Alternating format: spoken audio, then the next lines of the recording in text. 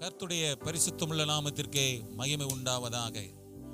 இந்த பரிசுத்த ஓய்வு நாள் இந்த காலை நேரத்திலும் யூடியூப் மூலியமாய் உங்களை சந்திப்பதிலே மிகுந்த சந்தோஷம். இது கர்த்தர் உண்டு பண்ணின நாள், இதிலே களிகூர்ந்து மகிழக்கடவும் வாருங்கள் என்று சொன்ன வார்த்தையின்படி இந்த நாளிலும் கர்த்தருடைய சமூகத்தில் நாம் ஒன்று கூடி அவருடைய ஜனங்களாய் பங்காய் சுதந்திரமாய் நாம் எல்லாரும் ஒரு மனப்பாட்டின் நாவிலே நாம் அவரை அண்டிக்கொள்வோம். அவரை நோக்கி பார்த்து பிரகாசம் அடையும்படி வேதம் அப்படியாய் சொல்லுகிறது. அவர்கள் அவரை நோக்கி பார்த்து பிரகாசம் அடைந்தார்கள், அவர்கள் வெட்கமடையவில்லை என்று சொன்ன வார்த்தையின்படி இந்த நாளிலும் நாம் எல்லாம் சூழ்நிலைகளை மறந்து தேவைகளை மறந்து அவரை மாத்திரம் நம்பி அவருடைய பாதத்தில் அமர்வோம். அவர் செய்த நன்மைகளை நினைப்போம், பாராட்டின ஈவுகளை சொல்லி துதிப்போம். அவர் செய்த உபகாரங்களுக்கெல்லாம் நன்றி செலுத்தி நம்முடைய ஆவி ஆத்துமா சரீரம் முழுவதையும் அவருடைய கரத்தில் ஒப்பு கொடுத்து, தகப்பனே நம்முடைய சமூகத்தில் வந்திருக்கிறோம், விரும்பி வந்திருக்கிறோம், தேடி வந்திருக்கிறோம். நீர் எங்களை அழைத்து வந்தவர். உம்முடைய வேதம் சொல்லுகிறது, கர்த்தரால் தெரிந்து கொண்டு சேர்த்து கொள்ளப்பட்டவன் பாக்கியவான் என்று சொல்லி, அந்த பாக்கியத்தை நன்மையை இந்த நாளில் சுதந்திரித்துக் கொள்ள எங்களுக்கு கிருபதாரும் என்று சொல்லி எல்லாம் ஏக சிந்தையோடு நாம் எல்லாம் ஒரு மனப்பாட்டில் ஆவிலே நாம் சொல்லுவோம். நாம் அவருடைய சமூகத்தில் சிறுகவும் பெருகவும் அவர் பெருகவும் நாம் எல்லாம் விட்டு கொடுத்து நாம் எல்லாம் ஜெபிப்போம். எங்களை அதிகமாக நேசிக்கிற எங்கள் நல்ல தகப்பனே, ஆசீர்வதிக்கப்பட்ட மனமகிழ்ச்சி இந்த ஓய்வு நாளின் காலை நேரத்தில் நம்முடைய சமூகத்தில் வந்திருக்கிறோம். நாங்கள் உம்மை நோக்கி பார்க்கும் பொழுது உம்முடைய முகத்தை எங்களுக்கு மறையாதபடி உமது முகத்தை எங்கள் மேல் பிரகாசிக்க செய்வீராக.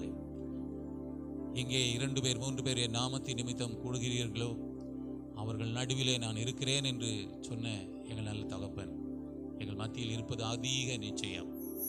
இப்பொழுதும் நாங்கள் உமக்குள் களிகூற எங்களுக்கு ஆவியினாலே அபிஷேகத்தின் வல்லமையினாலே சத்துவத்தினாலே எங்களை பலப்படுத்தி உம்மை துதிக்கக்கூடிய பாக்கியத்தை ஆவி அபிஷேகத்தை எங்களுக்கு நீர் கொடுக்கும்படி ஜெபிக்கிறோம். பாடுகிற பிள்ளைகள் பரவசமாய் பாடட்டும், இசைக்கருவி வாசிக்கிற பிள்ளைகள் உடைய நாமத்தை மகிமைப்படுத்தட்டும். தகப்பனே, நாங்கள் ஏகோபித்து உடைய நாமத்தை தொழுது கொள்ள உயர்த்த உம்மை துதிபாட எங்களுக்கு கிருபைதார். துதிகளின் மத்தியில் வாசமாய் இருக்கிறவரே, ஆராதனைக்குரியவரே, எங்களை தாழ்த்துகிறோம், எங்களை வெறுமையாக்குகிறோம். ஒரு விசை எங்களை நினைவு கூறும். நாங்கள் சிறுகவும் நீர் பெருகவும் எங்கள் ஆவி ஆத்மா சரீரம் முழுவதையும் ஒப்பு கொடுப்போம். எங்களுக்கு யாவையும் செய்து முடிக்கிறவரே, சகல துதி கன மகிமை யாவற்றையும் உமக்கு நேராக ஏறெடுக்கிறோம். இயேசு கிறிஸ்துவின் இரக்கமுள்ள நாமத்தில் ஜெபிக்கிறோம் நல்ல ஜீவனுள்ள பிதாவே, ஆமென். ஹல்லேலூயா, ஹல்லேலூயா.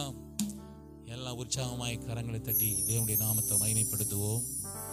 வானத்திலும் பூமியிலும் சகல அதிகாரமுள்ள ஆண்டவராகிய இயேசு கிறிஸ்துவின் நாமத்தில் நான் மீண்டும் ஒரு முறை உங்களை நான் வாழ்த்துகிறேன். நான் மனதார உங்களை வரவேற்கிறேன். கர்த்தருடைய நாம மகிமைக்கென்று நாம் ஒரு சில பாடலை பாடி கர்த்தருடைய நாமத்தை தொழுது கொள்ளப் போகிறோம். பாடல் புத்தகத்தில் 13வது பாடல், கிருபை இதே தேவ கிருபை இதே, இம்மட்டும் என்னை தாங்கி நடத்தியதே, இயேசுவிலே பொன் நேசரிலே அகமகிழ்ந்தே நாம் ஆனந்திப்போம். Price the Lord. கிருபை இதே தேவ கிருபை இதே, கிருபை இதே தேவ கிருபை இதே, தாங்கி நடத்தியதே, இயேசுவிலே பொன்னேசரிலே அகமகிழ்ந்தே நாம் ஆனந்திப்போம். இயேசுவிலே பொன்னேசரிலே அகமகிழ்ந்தே நாம் ஆனந்திப்போம். அருள் அன்பராய் எங்களுடனே திவ்ய பாதையிலே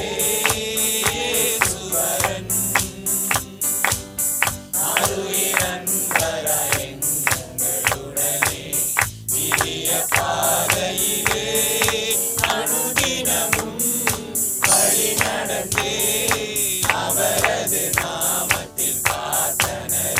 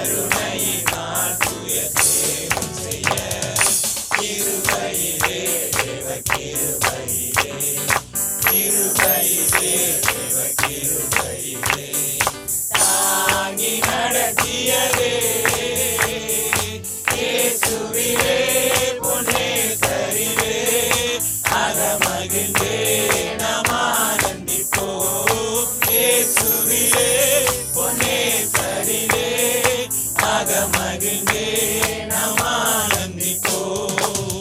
அன்பின் நகரமும் நீளமும் நகரமும் ஆழமும் அறிந்துணர அனுகிரகித்தார். அன்பின் நகரமும் நீளமும் நகரமும் ஆழமும் அறிந்துணர கிறிஸ்துவிலே ஒரு மனையாய் கிறிஸ்துவே நிறுத்தினார் அவர் சுடராய். கிறிஸ்துவிலே ஒரு மனையாய் கிறிஸ்துவே நிறுத்தினார் அவர் சுடராய். கிருபையிலே தேவ கிருபையிலே கிருபையிலே தேவ கிருபையிலே தாங்கி நடத்தியதே இயேசுவிலே பொன்னேசரிலே ஆக மகிழ்ந்தே நாம் ஆனந்திப்போம். இயேசுவிலே பொன்னேசரிலே ஆக மகிழ்ந்தே நாம் ஆனந்திப்போம். நல்ல போராட்டம் போராடி ஜெயித்தே நித்திய ஜீவனை நாம் பெற்றிடவே. நல்ல போராட்டம் போராடி ஜெயித்தே நித்திய ஜீவனை நாம் விசுவாசத்தில் நிலைத்திடுவோம். அசையாது அழைப்பினை காத்துக்கொள்வோம். விசுவாசத்தில் நிலைத்திடுவோம். அசையாது அழைப்பினை காத்துக்கொள்வோம். கிருபையிலே தேவ கிருபையிலே கிருபையிலே தேவ கிருபையிலே தாங்கி நடத்தியதே இயேசுவிலே பொன்னேசரிலே ஆக மகிழ்ந்தே நாம் ஆனந்திப்போம். இயேசுவிலே பொன்னேசரிலே ஆக மகிழ்ந்தே நாம் ஆனந்திப்போம். ஹல்லேலூயா ஹல்லேலூயா.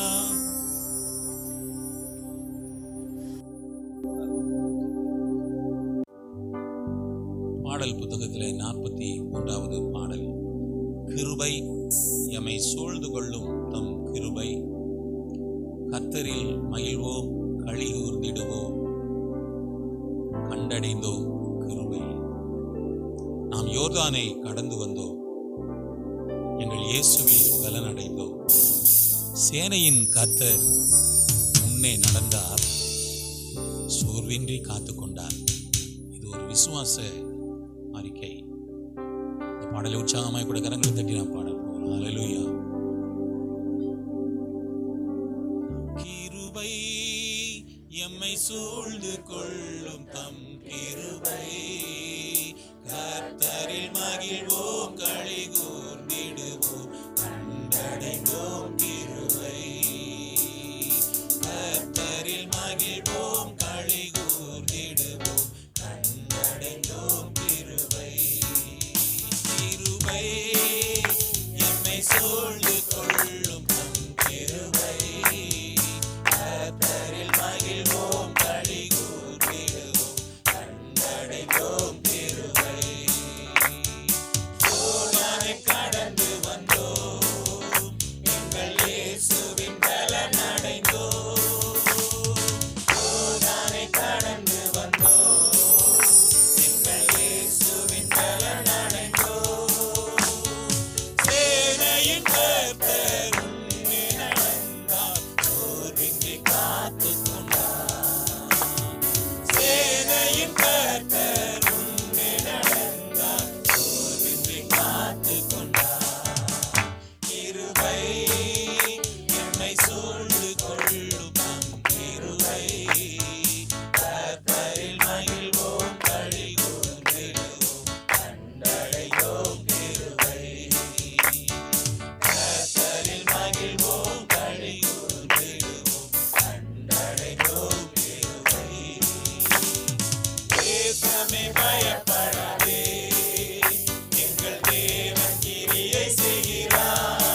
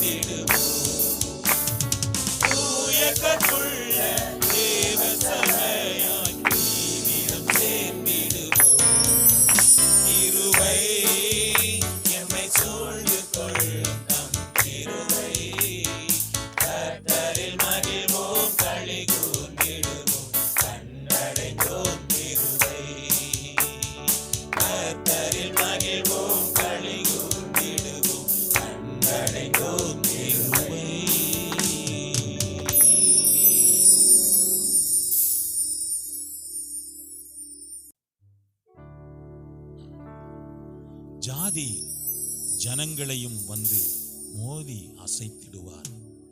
காத்து தவிக்கும் உள்ளம் மகிழும் கர்த்தரே வந்திடுவார்.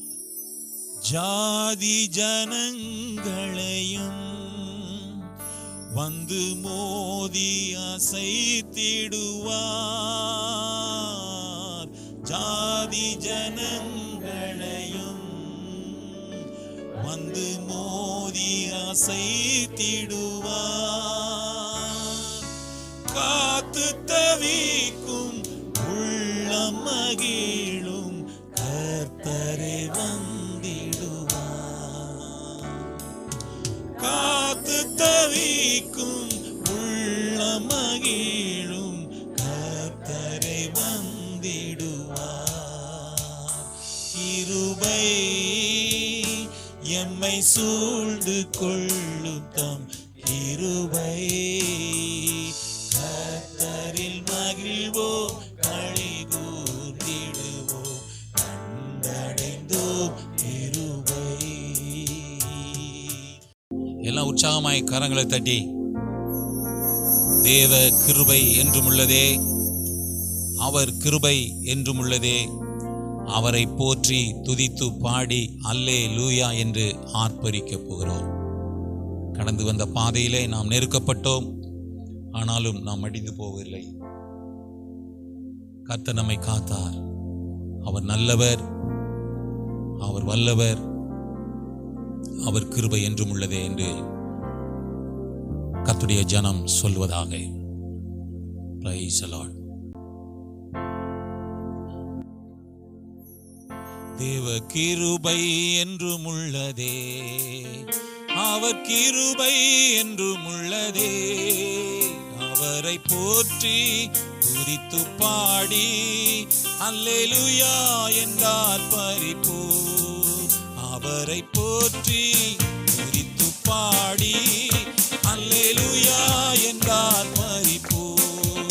நெருக்கப்பட்டோம் மடிந்திடாமல் கர்த்தர்தாம் நம்மை காத்ததாலே. நெருக்கப்பட்டோம் மடிந்திடாமல் கர்த்தர்தாம் நம்மை காத்ததாலே. அவர் நல்லவர், அவர் வல்லவர், அவர் கிருபை என்றும்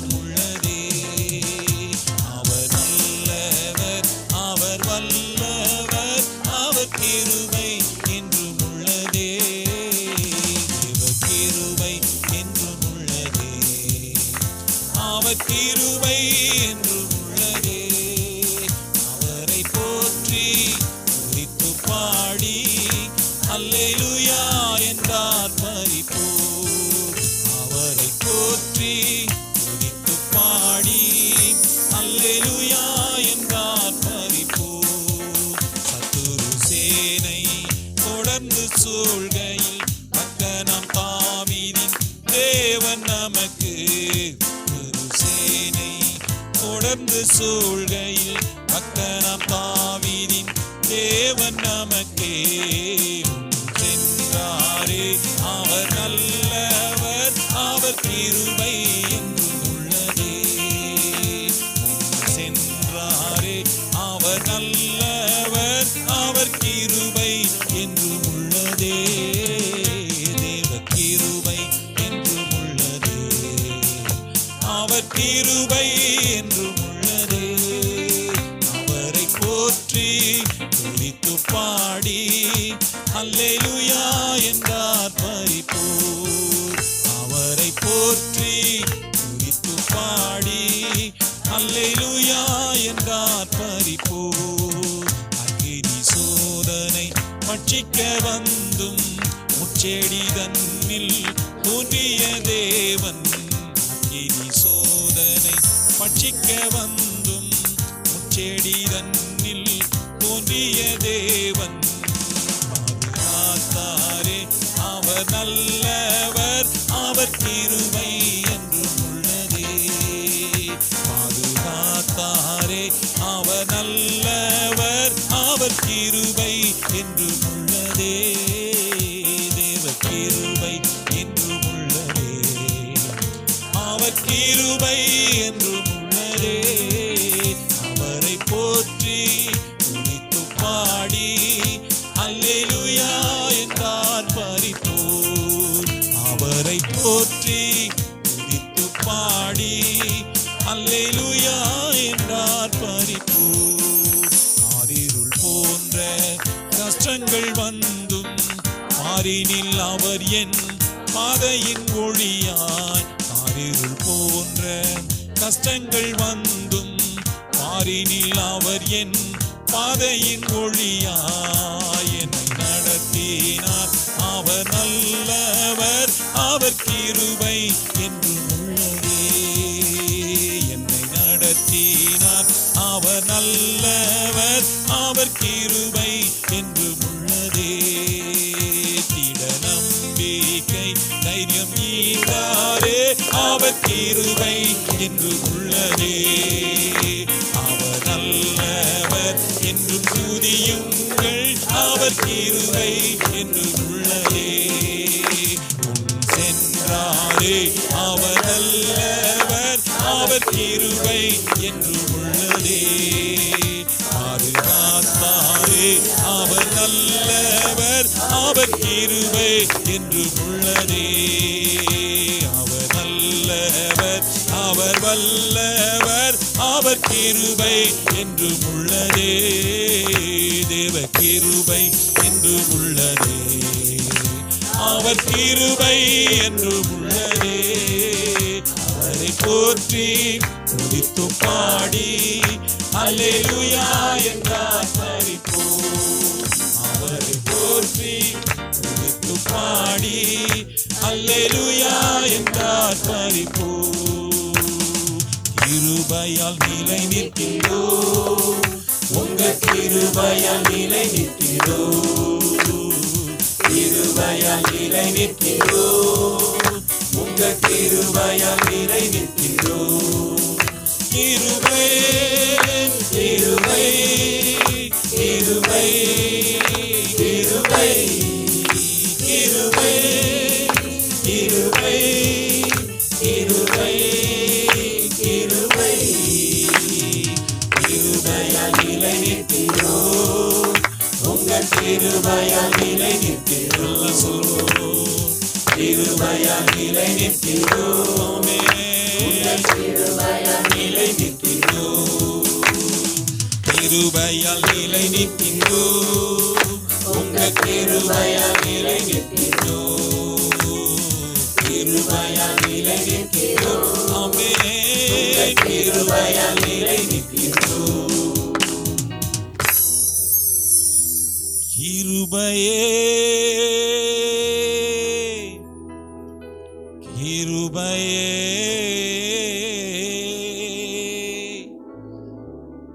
மாறாத நல்ல கிருபையே. கிருபையே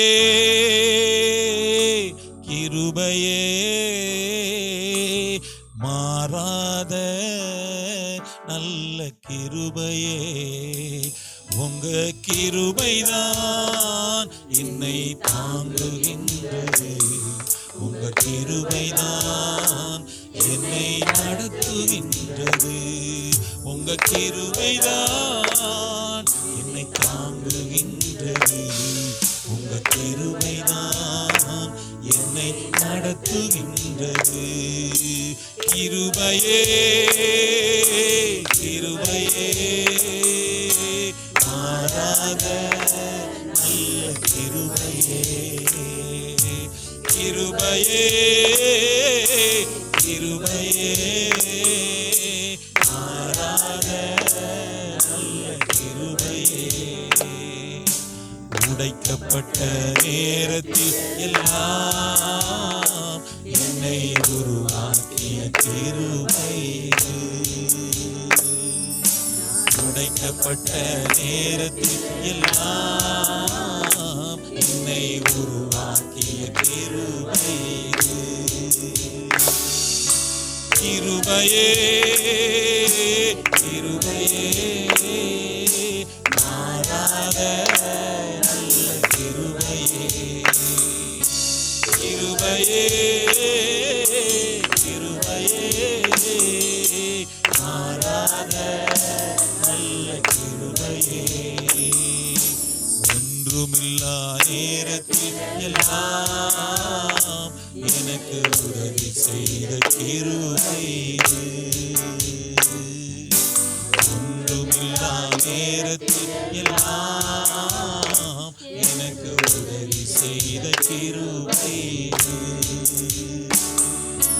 கிருபையே கிருபையே மாறாத நல்ல கிருபையே. கிருபையே கிருபையே மாறாத நல்ல கிருபையே.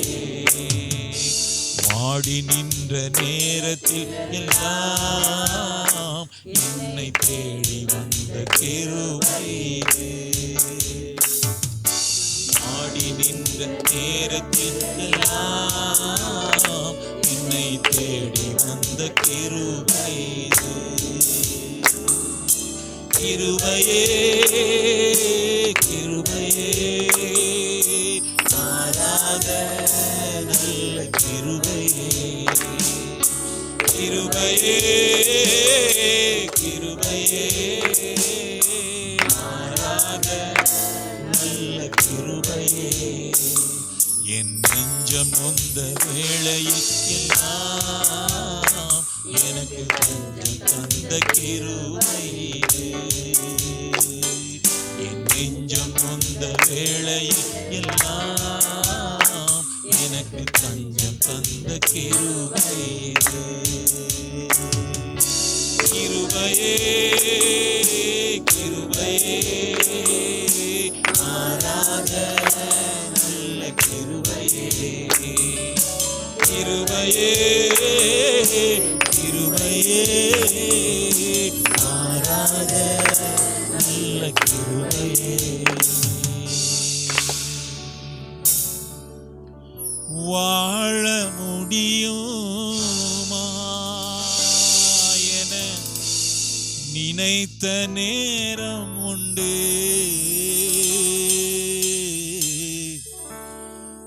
என்ன செய்வேனோ என பயந்த நேரம் உண்டு.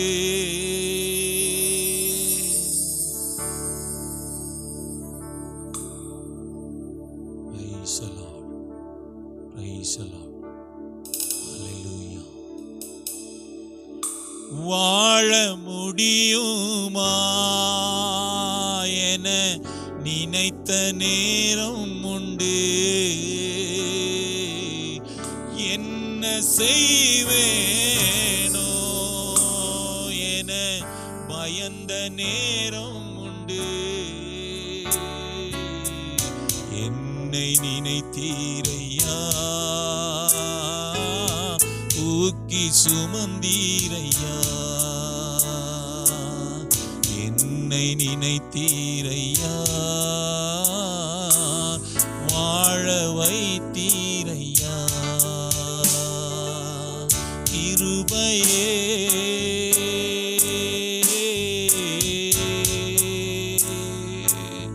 கிருபையே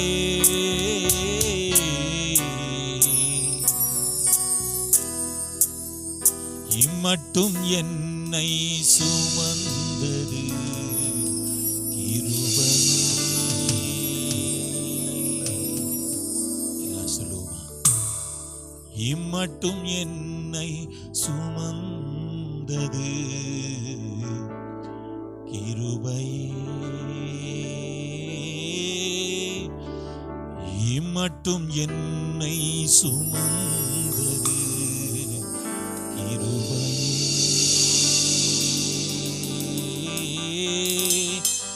இம்மட்டும் என்னை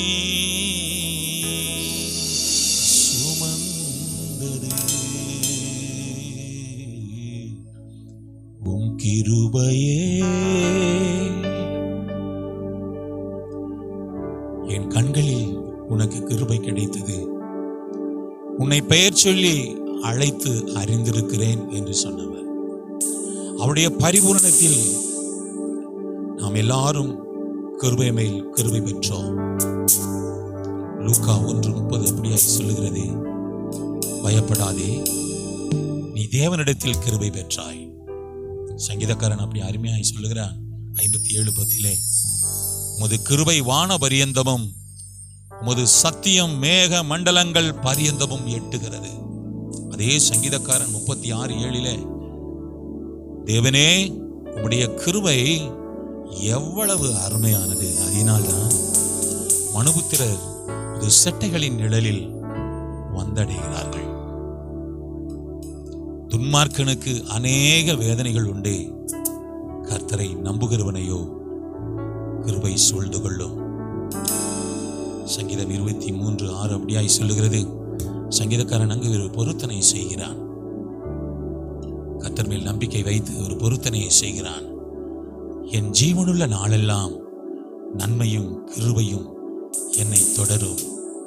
நான் கர்த்தருடைய வீட்டிலே நீடித்த நாட்களாய் நான் நிலைத்திருப்பேன். Praise the Lord. Hallelujah.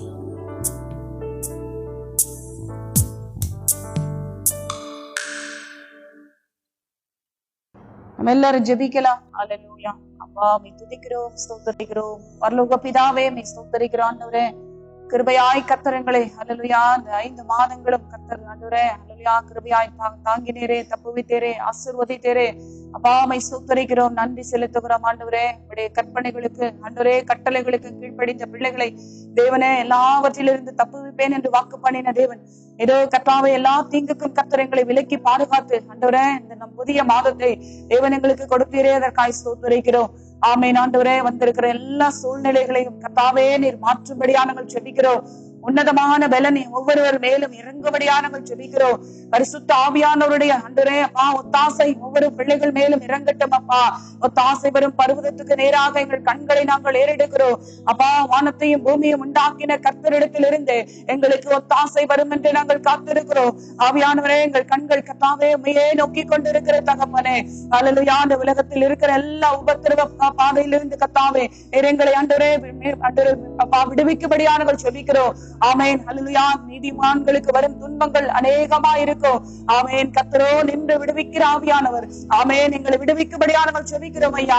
இதோ கர்த்தாவே உம்மை நோக்கி பார்க்கிற ஒவ்வொரு முகங்களையும் கர்த்தர் பிரகாசிக்க பண்ணும்படியா நாங்கள் ஜெபிக்கிறோம். எல்லா தடைகளையும் இயேசுவின் நாமத்திலே பொழுது உடைத்து போடும்படியா ஜெபிக்கிறோம். வெண்கல கதவுகள் உடைக்கப்படுவதாக, இரும்பு தாழ்பாள்கள் முறிக்கப்படுவதாக, சத்துருவின் எல்லா சதி திட்டங்கள் இயேசுவின் நாமத்திலே இப்பொழுது நிர்மூலமாக்கி போடுகிறோம். தேவனுடைய மகிமையால் கர்த்தாவே நம்முடைய பிள்ளைகளை காத்துக் கொள்ளும்படியா நாங்கள் ஜெபிக்கிறோம். ஹல்லேலூயா. எங்கள் தேசத்திற்காக நாங்கள் ஜெபிக்கிறோம். தேசத்தில் இருக்கிற ஆண்டவரே இந்த கொள்ளை நோய் ஹல்லேலூயா ஆவியானவரே இப்பொழுது நீர் மாற்றும்படியா நாங்கள் ஜெபிக்கிறோம். இந்த மாதத்திலே ஒரு மாற்றம் உண்டாகட்டும் அப்பா. எங்கள் ஆண்டவரே எல்லா தேசத்திற்காக நாங்கள் ஜெபிக்கிறோம்ப்பா. இதனால் பாதிக்கப்பட்டிருக்கிற எல்லா பிள்ளைகளுக்காக நாங்கள் ஜெபிக்கிறோம். இன்றைக்கு ஆண்டவரே ஹாஸ்பிட்டல்ல கர்த்தாவே அப்பா மூச்சு திணறி போய் இருக்கிற எல்லா ஜனங்களுக்காக நாங்கள் ஜெபிக்கிறோம். ஆமென். இப்பொழுதே நம்முடைய உயிர்த்தெழுந்த வல்லமை ஒவ்வொரு பிள்ளைகள் மேலும் இப்பொழுது இறங்கும்படியா நாங்கள் ஜெபிக்கிறோம். பரிசுத்த ஆவியானவருடைய பலன் ஒவ்வொரு பிள்ளைகள் மேல் இறங்கட்டும் அப்பா. ஆமென் ஆண்டவரே. கர்த்தாவே நீர் உயிர்ப்பிக்கிற தேவன் அல்லவா? இதோ உம்முடைய உயிர்த்தெழுந்த வல்லமை ஆண்டவரே இப்பொழுது கர்த்தாவே சுகமளிக்கிற வல்லமை இப்பொழுதே கடந்து போகும்படியாக ஜெபிக்கிறோம். விடுவிக்கிற ஆவியானவரே உம்மை ஆண்டவரே நன்றியோடு துதிக்கிறப்பா.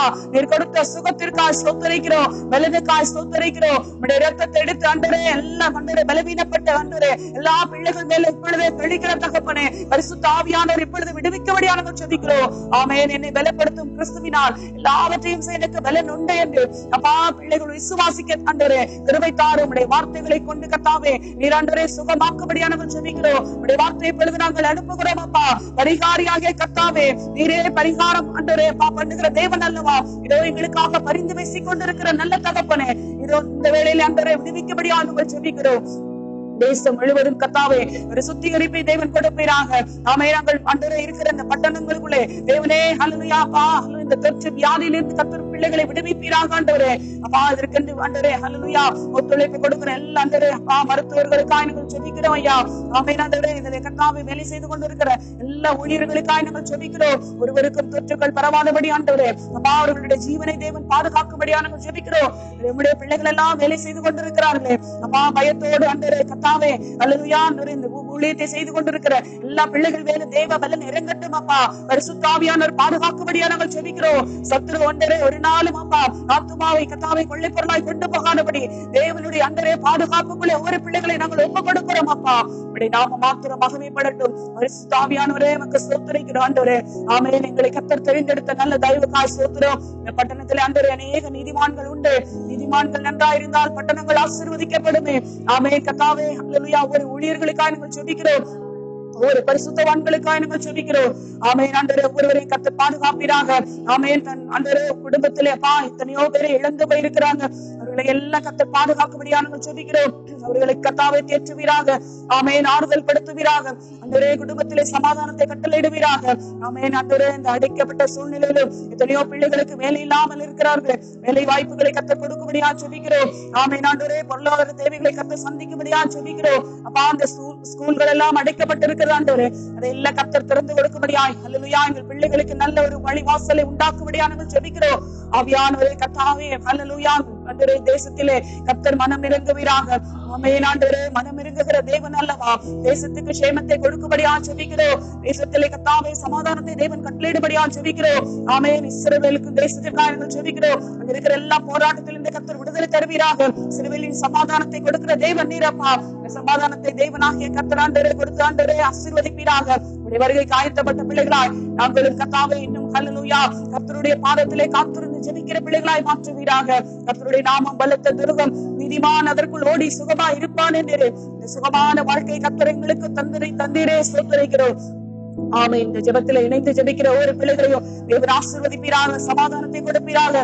ஆமே. நிம்மதியும் ஆறுதலையும் கொடுப்பீராக. இந்த மாதத்திலே நாங்கள் ஆண்டவரே அப்பா ஹல்லேலூயா ஆண்டவரே மாலை மீட்டெடுக்கப்பட்ட பிள்ளைகள் ஆண்டவரே சஞ்சலத்தையும் தவிப்பையும் ஆண்டவரே நீர் மாற்றி போட்டு சந்தோஷத்தினாலும் சமாதானத்தினாலும் கர்த்தர் நிரப்பி உங்களை ஆசீர்வதித்து பலப்படுத்தும் உடைய அன்பு கரத்தில் எங்களை தாழ்த்துகிறோம், ஒப்புக் கொடுக்கிறோம். இயேசு கிறிஸ்துவின் மூலம் ஜெபிக்கிறோம் நல்ல பிதாவே. ஆமென். கர்த்தருடைய பரிசுத்த நாமத்திற்கு ஸ்தோத்திரம். கர்த்தர் இந்த வேளையிலும் இந்த யூடியூப் வாயிலாக உங்களை சந்திக்க வைத்த கர்த்தரை ஸ்தோத்தரிக்கிறேன். நாம் சங்கீதத்தை தியானித்துக் கொண்டிருக்கிறோம். இந்த நாளிலும் நாம் வாசிக்கப்படி தெரிந்து கொள்ளப்பட்ட சங்கீதம் 92ஆம் அதிகாரத்தில் 7 முதல் 15வது வசனம் வரை தியானிக்கலாம். துன்மார்க்கர் புல்லை போல தழைத்து அக்கிரமக்காரர் யாவரும் செழிக்கும் போது அது அவர்கள் என்றென்றைக்கும் அழிந்து போவதற்கே ஏதுவாகும். கர்த்தாவே நீர் என்றென்றைக்கும் உன்னதமானவராய் இருக்கிறீர். கர்த்தாவே உமது சத்துருக்கள் அழிவார்கள், உமது சத்துருக்கள் அழிந்தே போவார்கள். சகல அக்கிரமக்காரரும் சிதறண்டு போவார்கள். என் கொம்பை காண்டாமிருகத்தின் கொம்பை போல உயர்த்துவீர். புது எண்ணெயால் அபிஷேகம் பண்ணப்படுகிறேன். என் சத்துருக்களுக்கு நேரிடுவதை என் கண் காணும். எனக்கு விரோதமாய் எழும்புகிற துன்மார்க்கர் நேரிடுவதை என் காது கேட்கும். நீதிமான் பனையைப் போல செழித்து லீபனோனில் உள்ள கேதுருவை போல் வளருவான். கர்த்தருடைய ஆலயத்திலே நாட்டப்பட்டவர்கள் எங்கள் தேவனுடைய பிரகாரங்களை செழித்திருப்பார்கள். கர்த்தர் உத்தமர் என்றும் என் கண்மலையாக அவரிடத்தில் அநீதியில்லை என்றும் விலகம் பண்ணும்படி அவர்கள் முதிர் வயதிலும் கனி தந்து புஷ்டியும் பசுமையுமாயிருப்பார்கள். ஆமேன். இந்த சங்கீதத்தில் இந்த 7வது வசனத்துலேருந்து 15வது வசனம் வரை 2 பேரை பற்றி இங்கே போட்டிருக்கு. ஒன்று துன்மார்க்கனை பற்றியும் இன்னொன்று நீதிமான்கள் பற்றியும் போட்டிருக்கு. ஸோ துன்மார்க்கனை பற்றி 7 மற்றும் 9, 11 வசனத்தில் இங்கே நம்ம போட்டிருக்கு. முதல் துன்மார்க்கன்னா யார்? கர்த்தருக்கு பிரியமில்லாத, கர்த்தருக்கு அருவருப்பான காரியங்களை செய்பவன் தான் துன்மார்க்கன். அவன் எப்படிப்பட்டவனா, கர்த்தரை தேட மாட்டான், அவருடைய வார்த்தையை கேட்க மாட்டான். அவன் கர்த்தரே தேவனே இல்லை என்று சொல்பவன் தான் அந்த துன்மார்க்கன். அவனுடைய வாழ்க்கை எப்படி இருக்குமா, அவனுடைய வாழ்க்கை அந்த புல்லை போல தழைக்கும் அப்படின்னு சொல்லியிருக்காங்க. புல்லை போல்னா புல் எப்படி இருக்கும், காலையில் பூத்து மாலையில் அறுப்புண்டுப்போம். அதாவது திடீர்னு முளைக்கும், திடீர்னு காணாமல் போயிடும். அப்படி தான் அந்த துன்மார்க்கனுடைய வாழ்க்கை இருக்கும். அதனால் அக்கிரமக்காரர் யாவும் செழிக்கும் போது அப்படின்னு சொல்லி போட்டிருக்கு. அவங்க செழிப்பாங்க, சீக்கிரமாக வளர்ச்சி அடைவாங்க. ஆனாலும் அந்த வளர்ச்சி அது பர்மனன்ட் கிடையாது, அது டெம்பரவரி. திடீர்னு முளைச்சி வருவாங்க, திடீர்னு அவங்க காணாமல் போயிடுவாங்க. இதுதான் அந்த துன்மார்க்கனுடைய வாழ்க்கையாக இருக்குது. அவனுடைய வழி எப்படிப்பட்ட வழியா, நீதிமொழிகள் 4:19 போட்டிருக்கு. துன்மார்க்கருடைய பாதையோ காரிருளை போல இருக்கும், தாங்கள் இடறுவது இன்னதில் என்று அறியார்கள் அப்படின்னு சொல்லி போட்டிருக்கு. துன்மார்க்கருடைய பாதை காரிருளை போன்று இருக்கும். அதாவது அவன் முன்னேறிட்டே இருப்பான், அவன் வளர்ச்சி அடைந்தே இருப்பான், அவன் செழிப்பாக இருந்துகிட்டே இருப்பான். அந்த செழிப்புக்குள்ளே ஒரு வெளிச்சம் இருக்காது அவனுக்கு. அவனுடைய வாழ்க்கையில் பார்த்தீங்கன்னா ஒரு சமாதானம் இருக்காது, அவனுக்கு சந்தோஷம் இருக்காது. அவன் எவ்வளோ தான் பணமும் பேரும் சம்பாதிச்சா கூட அவனுடைய வாழ்க்கையில் அந்த சமாதானம் நிலைத்து இருக்காது. அவனுடைய வாழ்க்கையில் அந்த வெளிச்சத்திற்குரிய வாழ்வே இருக்க இருளான வாழ்க்கை, இருளான பாதைன்னு சொல்லியிருக்கு. இருளான பாதைனா பாவத்திற்கு சம்மந்தப்பட்ட அந்த பாதையாக இருக்கும் அவனுடைய வாழ்க்கையில் அந்த சமாதானம் என்பதே கிடையாது அப்படின்னு சொல்லிட்டு நீதிமொழிகள் 24:20 போட்டிருக்கு. துன்மார்க்கனுக்கு நல் முடிவு இல்லை, துன்மார்க்கனுடைய விளக்கு அணைந்து போம் அப்படின்னு சொல்லிட்டு.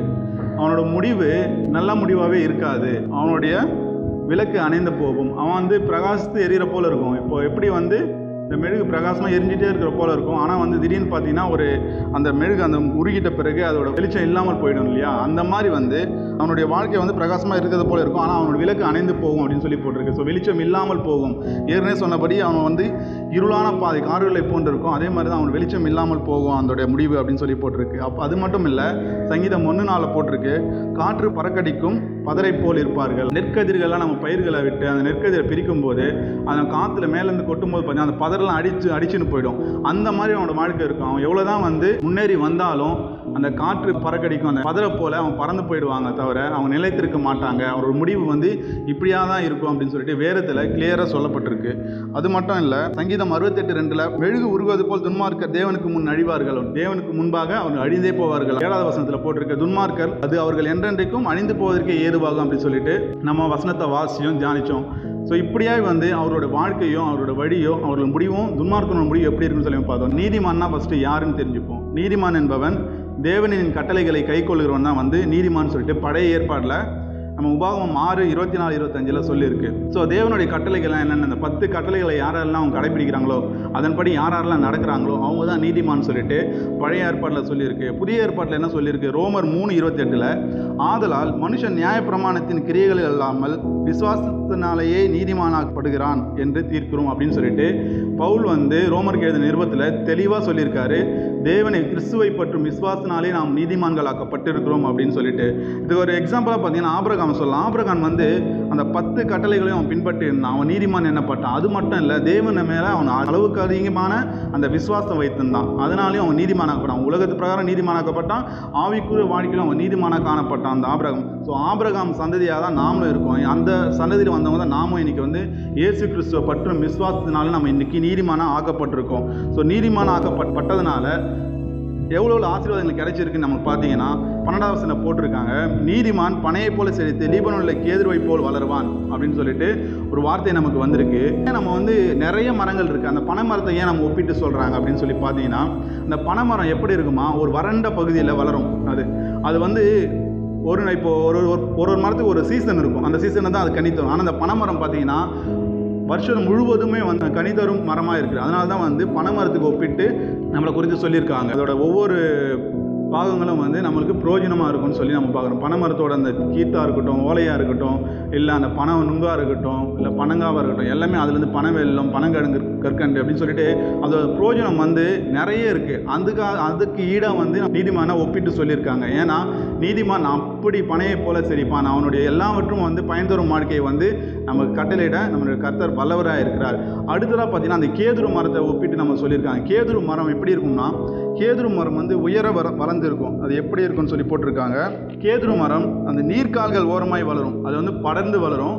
அது மட்டும் இல்லாமல் அதோட வேர் பார்த்தீங்கன்னா ரொம்ப ஆழத்தில் போயிட்டு அந்த கற்பாறைகளை பிடித்து கொள்ளுமா. அவ்வளோ ஸ்ட்ராங்காக அந்த கேதுரு மரம் இருக்கும். இந்த கேதுரு மரம் போல் வரணும்னு சொல்லிட்டு நம்ம குறித்து வந்து ஆண்டவர் சொல்லியிருக்காரு. நாம் எதனால் வந்து நாம் வந்து கேதுரு மரம் போல இருக்கோம்னா, நாம் வந்து எப்படி அந்த கேதுரு வந்து அதோட வேர் வந்து அந்த பாறைகளை பற்றி கொண்டு இருக்கிறதோ அதே போல தான் நம்மளுடைய வாழ்க்கையிலும் நாம் கிறிஸ்துவை பற்றி கொண்டு இருக்கும்போது நமக்கு எந்த சூழ்நிலை வந்தாலும், எந்த புயல் காற்று அடித்தாலும் அதை வந்து நம்ம ஒன்றுமே அசைக்க முடியாத அளவுக்கு நாம் வந்து நல்ல உறுதியாக இருப்போம். கர்த்தருடைய வார்த்தை நமக்குள்ளே இருக்கும்போது, அவர் நமக்குள்ளே வாசம் பண்ணும்போது நம்ம எதற்கும் பயப்படவும் மாட்டோம், நம்ம எதுவும் அசைக்கவும் முடியாது.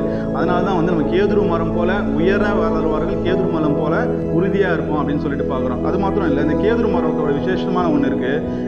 சாலமோன் வந்து தேவாலயத்தை கட்ட முற்பட்ட போது அவர் தேவாலயத்தை கட்டின முக்கால்வாசி மரங்கள் பார்த்தா இந்த கேதுரு மரம். ஏன்னா கேதுரு மரத்தில் ஒரு வாசனை இருக்குது. கேதுரு மரத்தோட உறுதித்தன்மை அது வந்து எக்காலத்திலும் அழியாது. அதுபோல தான் நீதிமானுடைய வாழ்க்கையும் நாம் கர்த்தருக்குள்ளே இருக்கும்போது நம்ம வந்து எதை குறித்தும் பயப்பட தேவையில்லை, நம்ம எதை குறித்தும் கலங்க தேவையில்லை. ஏன்னா கர்த்தர் நம்ம கூட இருக்காரு, அவர் நம்ம உறுதியாக வச்சிருப்பாரு. அதனால தான் நம்மளை வந்து கேதுரு மரத்தோட ஒப்பிட்டு சொல்லியிருக்காங்க. அடுத்த வார்த்தையை பார்த்தீங்கன்னா காண்டாமிருகத்தை கொம்பை போல உயர்த்துவார் அப்படின்னு சொல்லியிருக்காரு. புது எண்ணெய் அபிஷேகம் பண்ணப்படுவார். இந்த புது எண்ணெயால் அபிஷேகம் பண்ணப்படுவார்ன்றது ஆவிக்குரிய ஒரு வாழ்க்கையாக பார்க்குது. நம்ம ஆவியான பரிசுத்த ஆவியானவரால் நம்ம அபிஷேகம் பண்ணப்படும் போது தான் வந்து நமக்கு அந்த காண்டாமிருகத்து கொம்பை போல நம்மளை உயர்த்துவார். காண்டாமிருகத்தின் கொம்புக்கு அவ்வளோ பலன் இருக்குது. அந்த பலன் எதற்காக தேவைப்பட நமக்கு எதிராக நமக்கு நிறைய சத்துருக்கள் எழும்பி வருவாங்க. நம்ம சத்துருக்கள் வந்து வெளியே இருப்பாங்க, வீட்டுக்குள்ளேயே கூட இருப்பாங்க, ஆஃபீஸில் இருப்பாங்க, போகிற வழியில் இருப்பாங்க. அந்த சத்துருக்கள் நிறைய பேர் எழும்பி வரும்போதே அவர்களை மேற்கொள்ளக்கூடிய அந்த பலன் தேவை. அந்த பலனை எப்போ கொடுப்பார்னா ஆவியானவர் நம்ம அபிஷேகம் பண்ணப்பட்ட போது அதற்குரிய பலனை வந்து நமக்கு அவர் கொடுப்பார். அந்த காண்டாமிருகத்து கொம்பு போல நமக்கு பலனை கொடுத்து அந்த சத்துருக்களுக்கு நேரிடுவதை என் கண் காணும் அப்படின்னு சொல்லிட்டு அந்த வசனத்தை சொன்னபடி அவங்களுக்கு என்ன நேருமோ அதை நம்ம பார்க்கும்படியாக வந்து நம்ம கர்த்தர் வந்து நம்மளை வந்து உயர்த்துவார் அப்படின்னு சொல்லிட்டு நம்ம பார்க்குறோம். அடுத்த வார்த்தை என்ன சொல்லியிருக்குன்னா, கர்த்தருடைய ஆலயத்திலே நாட்டப்பட்டவர்கள் தேவனுடைய பிரகாரங்களை செழித்திருப்பார்கள் அப்படின்னு சொல்லி. கர்த்தருடைய ஆலயத்தில் நாட்டப்பட்டவர்கள் யார்? நீங்களும் நானும் தான் வந்து கர்த்தருடைய ஆலயத்தில் நாட்டப்பட்டவர்களாக இருக்கிறோம். இந்த சபையில் இருப்பவர்கள்லாம் கர்த்தருடைய ஆலயத்தில் நாட்டப்பட்டவர்களாக இருக்கிறோம். விசுவாசிகள் தான் நம்ம வந்து சபைகளால் நாட்டப்பட்டவர்களாக இருக்கிறோம் அப்படின்னு சொல்லி பார்க்குறோம். சங்கீதம் 52:8 சொல்லியிருக்கு, நானே தேவனுடைய ஆலயத்தில் பச்சையான ஒரு ஒலிவ மரத்தை போல் இருக்கிறேன் அப்படின்னு சொல்லி அந்த வசனத்தில் மென்ஷன் பண்ணியிருக்கு. இந்த ஒலிவ மரம் எதை குறிக்குதுன்னா ஒரு எண்ணெயை குறிக்குது. எண்ணெய் எப்படி இருக்குன்னா அந்த விளக்கு ஏரிய பயன்படுற எண்ணெயை போல் இருக்குது. அந்த எண்ணெய் வந்து எப்படி விளக்கு எரியதுக்கு வெளிச்சம் கொடுக்குதோ அதே போல் வந்து இங்கே எண்ணெய் ஆவிக்குரிய வாழ்க்கையில் பார்த்தா ஆவியானவர் நமக்குள்ளே வரும்போது நாம் வந்து அந்த விளக்கை போல் பிரகாசித்து நம்ம சபையையும் பிரகாசிக்க செய்வோம். பிரகாசிக்கிறதுக்காக தான் வந்து நம்ம வந்து இந்த ஆலயத்தில் நாட்டப்பட்டிருக்கிறோம். அது மாத்திரமல்ல, என்னாகமம் 24:6 சொல்லியிருக்கு, கர்த்தர் நாட்டின சந்தன மரங்களைப் போலவும் தண்ணீர் அருகே உள்ள கேதுரு மரங்களைப் போலவும் இருக்கிறது. இங்கே தண்ணீர் அருகே உள்ள கேதுரு மரம் போட்டிருக்கு. தண்ணீர் வந்து ஆவியானவர் தான் குறிக்கிறது. அதுவும் அவர் அருகே நாம் இருக்கும்போது அந்த கேதுரு மரம் போல நாம் வந்து இருப்போம். அது மட்டும் இல்லை, சந்தன மரம் எப்படி வாசனை கொடுக்குதோ அதே போல் நாமும் வந்து மற்றவருக்கு வாசனை கொடுக்கக்கூடிய ஒரு பாத்திரமாக வந்து கர்த்தர் நம்மளை எடுத்து பயன்படுத்திருக்கா. இதெல்லாம் எதனால் நடக்குதுன்னா கர்த்தர் வந்து நம்மளை வந்து இங்கே கர்த்தர் ஆலயத்தில் நாட்டப்பட்டதுனால தான் கர்த்தர் வந்து அவரோட சபைக்கு நம்ம பயன்படுகிற மாதிரி அவர் நம்மளை நாட்டியிருக்காரு அப்படின்னு சொல்லிட்டு பார்க்குறோம். இந்த கர்த்தருடைய ஆலயத்தில் நாட்டப்பட்டவர்கள் தான் எப்படி இருப்பாருங்களாம், முதிர் வயதிலும் கனி தந்து புஷ்டியும் பசுமையாக இருப்பார்கள் அப்படின்னு சொல்லியிருக்கு. நாம் கர்த்தருடைய ஆலயத்தில் நாட்டப்பட்டவர்களாக இருக்கும்போது நாம் வந்து முதிர் வயதில் இன்றைக்கி நிறைய பேரை பார்த்துருக்கோம், நிறைய ஊழியக்காரங்களை பார்த்துருக்கோம். இன்றைக்கும் வந்து அவங்க வந்து வயசானாலும் அவங்க ஊழியம் செய்கிறதுக்கு அவங்க பிரயாசப்படுறாங்க. இந்த வயதில் அவங்கள வந்து பலப்படுத்தியிருக்கிறாங்க. அது காரணம் வந்து கர்த்தருடைய வார்த்தை தான். அந்த கர்த்தருடைய வார்த்தை அவருக்குள்ளே இருக்கும்போது அவர் நம்மளை வயதானாலும் அவர் புஷ்டியும் அந்த பசுமையாக வைத்திருப்பார். ஸோ நாம் வந்து எப்படி இருக்கணும், நம்ம நீதிமானாக வாழும்போது நம்ம நீதிமானாக வாழுறோமா அப்படின்னு சொல்லிட்டு ஃபஸ்ட் நிதானித்து பார்க்குறோம். நீங்களும் நானும் வந்து இந்த நேரத்துலையும் வந்து நீதிமானாக நம்ம இருக்கும்போது நம்மளை வந்து நீங்கள் நீதிமானாக இருந்தீங்கன்னா உங்களுக்கு கர்த்தர் கொடுக்குற அந்த சமாதானம் கிடைக்கும். உங்கள் வாழ்க்கையில் ஒரு நம்பிக்கை கண்டிப்பாக உங்களுக்கு உண்டாகும். அவர் வந்து மகிமையாக உங்களை எடுத்து பயன்படுத்துவார். ஸோ நீங்களும் நானும் அதனால தான் வந்து நீதிமான்களாக்கப்பட்டிருக்கோம். எவர்களை முன்குறித்தாரோ அவர்களை அழைத்தும் இருக்கிறார், எவரை அழைத்தாரோ அவரை நீதிமான்கள் ஆக்கியிருக்கார், எவர்களை நீதிமான்கள் ஆக்கிறாரோ அவரை வந்து மகிமைப்படுத்தியும் இருக்கிறார் அப்படின்னு சொல்லிட்டு வேத வசனம் சொல்லுது. நம்மளுடைய வாழ்க்கையில் வந்து நாம் எந்த இடத்துல நாட்டப்பட்டிருக்கோம், நம்ம நாட்டப்பட்டிருக்க இடத்துல நம்ம உறுதியாக இருக்குமா, நம்ம சரியாக இருக்குமா, நம்ம மனுஷனை பார்க்காம கர்த்தருடைய முகத்தையும் கர்த்தருடைய வார்த்தையும் மட்டும் நம்ம பற்றி கொண்டு இருக்கும்போது கர்த்தர் வந்து நம்ம வந்து எப்படி மாற்றுவார், நம்ம செழிப்பான வாழ்க்கையை நமக்கு தருவார். ஒரு உறுதியான வாழ்க்கையை கண்டிப்பாக நமக்கு கட்டளையிடுவார். இந்த வார்த்தைகளை நம்ம கேட்டுக்கொண்ட தேவ ஜனங்களே, நமக்கும் வந்து உலக பிரகாரமான 1000 காரியங்கள் 1000 ப்ராப்ளம்ஸ் இருக்கலாம். அது எல்லாவற்றிலிருந்து விலக்கி காக்க கர்த்தர் நமக்கு வல்லவராக இருக்கார். நீதிமானுக்கு அநேக துன்பங்கள் இருக்குது அப்படின்னு சொல்லி பார்க்குறோம். அதிலிருந்து கர்த்தர் நம்மளை விடுவித்து காத்துக்கொள்வார் அப்படின்னு சொல்லி வேதவசனம் சொல்லுது. அதனால் எல்லா துன்பங்கள் எவ்வளோ துன்பம் இருந்தாலும் சரி அதிலிருந்து நம்ம எல்லாவற்றையும் நம்ம விலக்கி நம்ம காத்துக்கொள்ள கர்த்தர் வல்லவராக இருக்கிறார். அதுக்கு நம்ம என்ன செய்யணும்? கர்த்தரோட வார்த்தையை பற்றி கொள்ளணும், கர்த்தரை பற்றி கொள்ளணும். அவருடைய விசுவாசத்தை, அவர் மேலே வச்சிருக்க விசுவாசத்தை நம்ம என்றைக்கும் கைவிடக்கூடாது. அப்படி இருக்கும்போது தான் கர்த்தர் நம்மளை ஆசீர்வதிப்பார். செழிப்பான வாழ்க்கையும் வளர்ச்சியான வாழ்க்கையும் உறுதியான வாழ்க்கையும் நம்ம வாழ்க்கையில் அவர் கட்டளையிட வல்லவராக இருக்கிறார். இந்த வார்த்தையின்படியே ஒவ்வொரு வார்த்தையிலும் இதை பார்த்து கொண்டு உங்கள் வாழ்க்கையிலும் என்னுடைய வாழ்க்கையிலும் சரி, கர்த்தர் பெரிய காரியங்களை செய்வார். இந்த வார்த்தையின்படியே கர்த்தர் ஒவ்வொருத்தரையும் ஆசீர்வதிப்பாராக. ஆமென். துதிக்காமல் யாரை நான் துதிப்பேன் என்று உற்சாகமாய் கூட கரங்களை தட்டி நாம் எல்லாம் அந்த பாடலை பாட போகிறோம். Praise the Lord. ஹல்லேலூயா. உம்மை பாடாமல் யாரை நான் பாடுவேன், உம்மை துதிக்காமல் யாரை நான் துதிப்பேன்,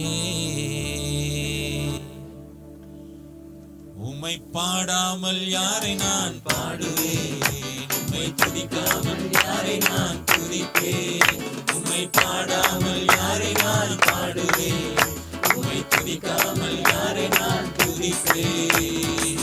துதியும் உமக்கே அல்லேலூயா, கனமும் உமக்கே அல்லேலூயா, மகிமை உமக்கே அல்லேலூயா, புகழ்ச்சி உமக்கே அல்லேலூயா.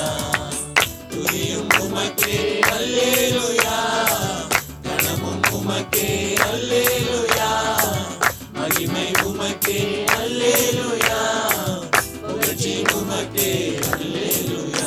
உம்மை பாடாமல் யாரை நான் பாடுவேன், உம்மை துதிக்காமல் யாரை நான் துதிப்பேன், உம்மை பாடாமல் யாரை நான் பாடுவேன், உம்மை துதிக்காமல் யாரை நான் துதிப்பேன்.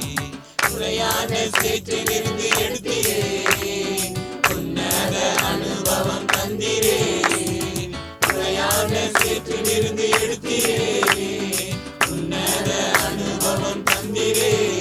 உம்மை பாடாமல்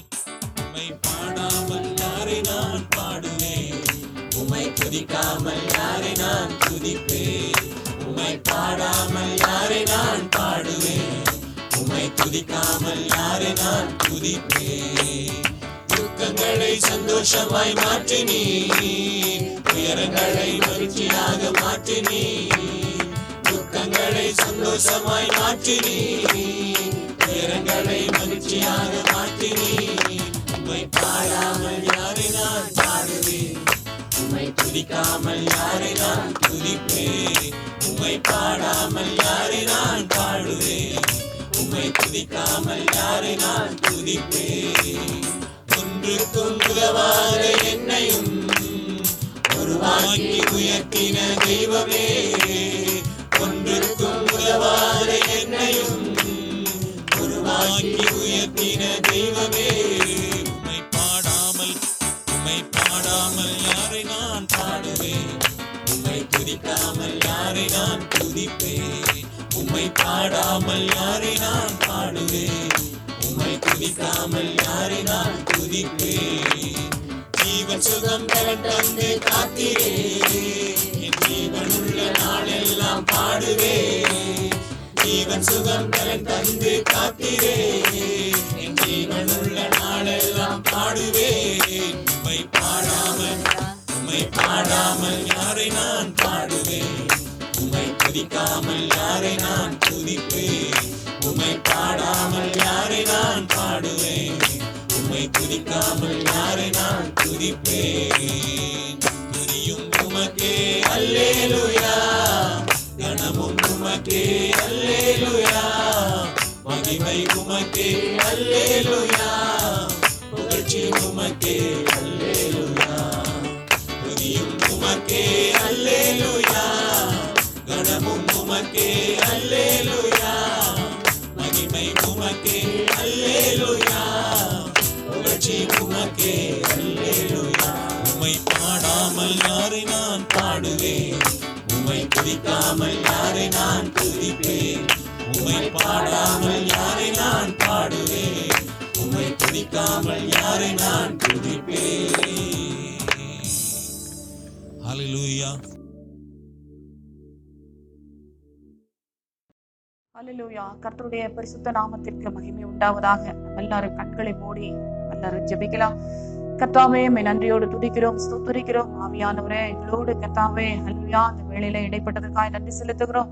அப்பா உம்முடைய கிருபை எங்களை தாங்கி கொண்டிருக்கிற நல்ல தயவுக்காய் ஸ்தோத்திரிக்கிறோம். இதோ இந்த வேளையும் கர்த்தாவே உம்முடைய கரத்திலே தருகிறோம். உம்முடைய வார்த்தைக்கு நேராய் கர்த்தாவே ஹல்லேலூயா அப்பா எங்கள் இருதயங்களை நாங்கள் திருப்புகிறோம். தேவன் எங்களோடு கூட பேசுவீராக, உம்முடைய நாமத்தை மகிமைப்படுத்துவீராக. உம்முடைய ஆலோசனைக்கு ஆண்டவரே நாங்கள் செவி சாய்க்கும்படியாய் ஆவியானவர் எங்களுக்கு உதவி செய்யும்படியாய் ஜெபிக்கிறோம். கர்த்தர் எங்களை மறைத்த ஆவியானவர் வெளிப்படும்படியாய் ஜெபிக்கிறோம். இயேசு கிறிஸ்துவின் மூலம் ஜெபிக்கிறேன் நல்ல பிதாவே. ஆமென். அல்லேலூயா. நாம் எல்லாரும் வார்த்தைக்கு நேராய் நாம் கடந்து போவோம். யாத்திராகமத்தின் புஸ்தகம் 20ஆம் அதிகாரம் 6வது வசனம். என்னிடத்திலே அன்பு கூர்ந்து என் கற்பனைகளை கைக்கொள்கிறவர்களுக்கோ 1000 தலைமுறை மட்டும் இரக்கம் செய்கிறவராய் இருக்கிறேன் என்று யாத்திராகமத்தின் புஸ்தகத்திலே நாம் வாசிக்கிறோம். என்னிடத்திலே அன்பு கூர்ந்து என் கற்பனைகளை கைக்கொள்ளுகிறவர்களுக்கு தேவன் 1000 தலைமுறை மட்டும் இரக்கம் செய்கிறவராயிருக்கிறார். வேத வசனங்களை வாசிப்பது நமக்கு பெரிய பாக்கியம். அந்த வாசிக்கிறதை கேட்கிறதும் அது ஒரு பெரிய பாக்கியம். அதாவது அதிலே எழுதப்பட்டிருக்கிற எழுத்துக்களை எல்லாம் ஹல்லேலூயா கர்த்தருடைய வார்த்தைகளை நாம் கை கொள்ளும் போது அது பெரிய ஒரு பாக்கியத்தை நமக்கு கொண்டு வருகிறதா இருக்கிறது.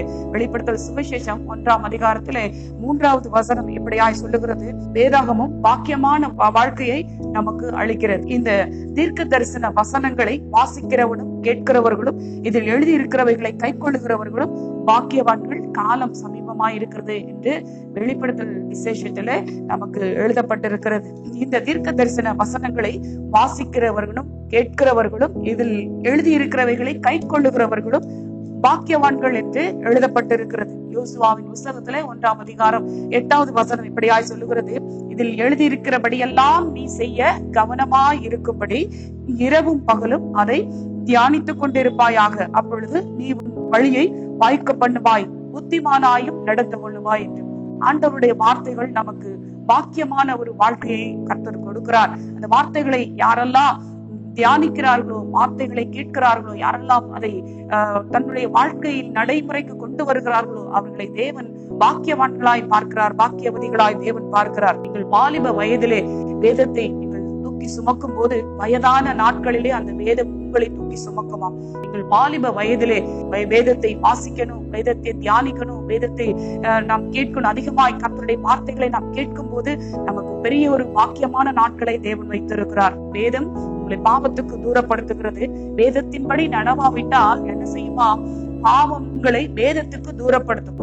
உலகத்தை அசைத்த தேவ மனுஷனாகிய பில்லிகிரஹாம் வாழ்க்கை அனுபவங்களை திரும்பி பார்த்து அவர் சொல்லுகிறார், இந்த உலகத்திலே ஒரு பாக்கியமான வாழ்வு வாழும்படி எனக்கு கர்த்தர் கிருபை கொடுத்தார், எனக்கு உதவி செய்தார். ஒரு பாக்கியமான வாழ்க்கை வாழும்படி கர்த்தர் எனக்கு கிருபையை கொடுத்தார். அதற்கு காரணம் என்ன அப்படின்னா, நான் வேதத்தை சுமந்ததினால், வேதத்தை அதிகமாய் நேசித்ததினால், அந்த வேதமே என்னை ஒரு பாக்கியமான வாழ்க்கைக்கு கொண்டு வந்தது என்று அழகாக அவருடைய வாழ்க்கையிலே எழுதப்பட்டிருக்கிறது. அப்போஸ்தலர் நடவடிக்கைகள் 17ஆம் அதிகாரம் 11வது வசனம் இப்படியாய் சொல்லுகிறது, பெரையா பட்டணத்திலே இருக்கிற ஜனங்கள் மனவாஞ்சையாய் வசனத்தை ஏற்றுக்கொண்டார்கள். மனவாஞ்சையாய் அவர்கள் வசனத்தை ஏற்றுக்கொண்டு காரியங்கள் இப்படியாக இருக்கிறதா என்று தினந்தோறும் அவர்கள் வேத வாக்கியங்களை ஆராய்ந்தார்கள் என்று வேதத்திலே வாசிக்கிறோம். அந்த காரியங்களை இப்படியாக இருக்கிறதா என்று தினந்தோறும் வேத வாக்கியங்களை ஆராய்ந்து பார்த்ததால்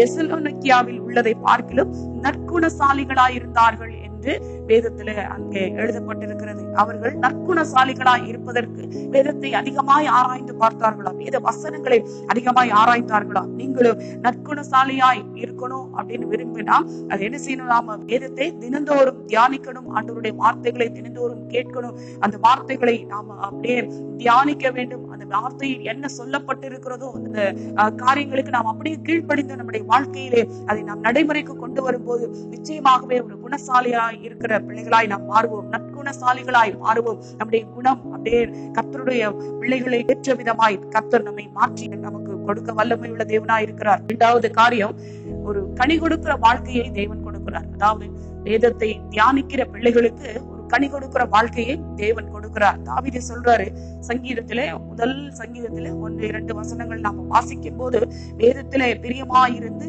இரவும் பகலும் உன்னுடைய வேதத்திலே தியானமாயிருக்கிற மனுஷன் அவன் பாக்கியவான் அப்படின்னு எழுதப்பட்டிருக்கிறது. வேதத்தை தியானிக்கிற மனுஷன் அவன் பாக்கியவானா இருப்பான், அவன் செய்வது எல்லாம் வாய்க்குமா. நம்ம செய்கிறது எல்லாம் வாய்க்கணும் அப்படின்னா என்ன செய்யணும்? வேதத்தை அதிகமாய் நாம தியானிக்கணும், அதிகமாய் கர்த்தருடைய வார்த்தையை தியானிக்கணும், இரவும் பகலும் அப்படின்னு போட்டிருக்கும். நம்ம வேதம் எப்படியெல்லாம் நாம் வாசிக்கிறோமோ, அதை எப்படி நம்முடைய காதுகளிலே கேட்கிறோமோ, அதன்படியே நாம் செய்வதற்கு நம்மை அப்படியே வேதத்துக்கு ஒப்பு கொடுக்க வேண்டும். 19வது சங்கீதத்திலே 130வது வசனம் இப்படியாய் சொல்லுது. 19வது சங்கீதத்திலே 130வது வசனம், உம்முடைய வசனத்தின் பிரசித்தம் வெளிச்சம் தந்து பேதைகளை உணர்வுள்ளவர்களாய் மாற்றும். ஆண்டவருடைய வசனம் பேதைகளை உணர்வுள்ளதாய் மாற்றுகிறது. 19வது சங்கீதத்தை நாம் எடுத்து வாசித்தோமானால் அருமையாய் அங்கே வேதத்தை பற்றி ரொம்ப அருமையாய் அழகாய் எழுதப்பட்டிருக்குது. 19வது சங்கீதத்துல 7வது வசனம் வாசிக்கலாம். கர்த்தருடைய வேதம் குறைவற்றதும் ஆத்துமாவை உயிர்ப்பிக்கிறதுமாய் இருக்கிறது. கர்த்தருடைய சாட்சி சத்தியமும் பேதையை ஞானியாக்குறதுமாய் இருக்கிறதா. பேதையை ஞானியாக்குது அப்படின்னா ஆண்டவருடைய சத்தியங்கள் பேதையை ஞானியாக்குறதாய் மாற்றுகிறது. ஏசாயாவின் புஸ்தகத்திலே 35ஆம் அதிகாரம் 8வது வசனம் இப்படியாய் சொல்லப்பட்டிருக்கிறது. வேத வசனத்தின்படி நடக்கிறவர்கள் பேதையாய் இருந்தாலும் அவர்கள் திசை கட்டு போவது இல்லை அப்படின்னு. வேத வசனத்தின்படி நடந்து கொண்டோம் ஆனால் நிச்சயமாக பேதையா இருக்கிற பிள்ளைகளையும் கர்த்தர் என்ன செய்கிறார்? தன்னுடைய வழிக்கு அவர் கொண்டு வருகிறார். அவருடைய வார்த்தை சத்தியமாய் இருக்கிறது. அந்த சத்தியம் என்னவாகுமா? பேதையை ஞானியாக மாற்றும். யோவான் எழுதின சுவிசேஷம் 5ஆம் அதிகாரம் 24வது வசனத்திலே நாம் வாசிக்கலாம். என் வசனத்தை கேட்டு என்னை அனுப்பினவரை வாசிக்கிறவனுக்கு நித்திய ஜீவன் உண்டு. அவன் ஆக்கினை தீர்ப்புக்கு உட்படாமல் மரணத்தை விட்டு நீங்கி ஜீவனுக்கு உட்படுவான் அப்படின்னு வேதத்துல எழுதப்பட்டிருக்கிறது. வெளிப்படுத்தல் சுவிசேஷம் 22ஆம் அதிகாரம் 7வது வசனம், இதோ சீக்கிரமாய் வருகிறேன், இந்த புஸ்தகத்தில் உள்ள தீர்க்க தரிசன வசனங்களை கை கொள்ளுகிறவன் பாக்கியவான் அப்படின்னு.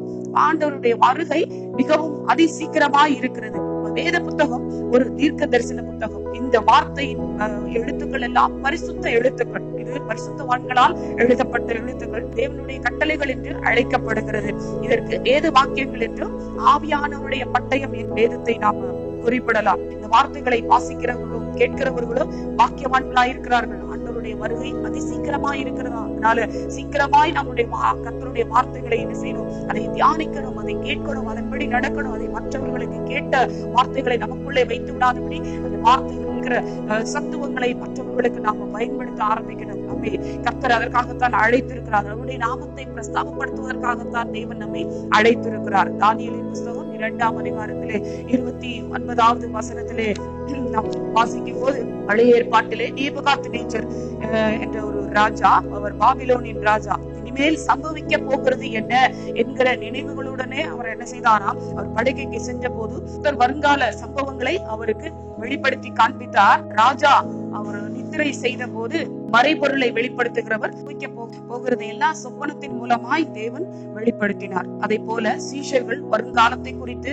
அறிந்து கொள்ள விரும்பி இயேசு கிறிஸ்துவின் இடத்திலே உங்களுடைய வருகைக்கும் உலகத்தின் முடிவுக்கும் அடையாளம் என்ன அப்படின்னு கேட்டார்கள். இயேசு கிறிஸ்து அவர்களுக்கு மிக தெளிவாக மத்தேயு எழுதின சுவிசேஷம் 24வது அதிகாரம் முழுவதும் அங்கே சொல்லப்பட்ட அநேக தீர்க்க தரிசன வசனங்களை கர்த்தர் கொடுத்திருக்கிறார். இயேசு கிறிஸ்து அவர்களுக்கு தெளிவாக வருங்காலத்தை குறித்து விளக்கமாக அங்கே சீஷர்களுக்கு சொல்லிக் கொடுத்திருக்கிறார். தீர்க்க தரிசன அதிகாரமாய் எழுதின சுவிசேஷம் 24ஆம் அதிகாரத்தை நாம படிக்கலாம். உலகத்திலே வேறு எந்த புஸ்தகத்திலும் இல்லாத தீர்க்க தரிசனமான வார்த்தைகள் நம்முடைய வேதத்திலே அழகாய் எழுதப்பட்டிருக்கிறது. கர்த்தருடைய வருகையை குறித்து, அவர் அந்தி கிறிஸ்துவனுடைய ஆட்சியை குறித்தும், அதற்கு பின்பாக நடக்க போகிற சம்பவிக்க போகிற காரியம் குறித்தும், 1000 வருஷம் அரசாட்சிகளை குறித்தும் நம்முடைய வேதத்திலே எழுதப்பட்டிருக்கிறது. இப்போ வேதத்தை என்ன செய்யணும்? நாம் அதிகமாய் தியானிக்கணும், வேதத்தை நாம் அதிகமாய் நேசிக்கணும், வேதத்தை அதிகமாய் நாம் கேட்கணும். எங்கெல்லாம் வேதம் பிரசங்கிக்கப்படுகிறதோ அந்த இடத்திலே நாம் அமர்ந்து கர்த்தருடைய வார்த்தையை